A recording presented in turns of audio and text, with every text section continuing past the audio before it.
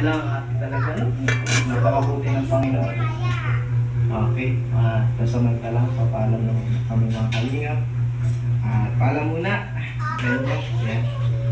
Yan, babalik din kami para siyang isa. Contact na lang tayo sa messenger atin kung ano yung mga kailangan dun sa plano natin dun sa update. Guys, kain na tayo guys. Itig na manok. God bless din sa inyo. Ano ka na dito?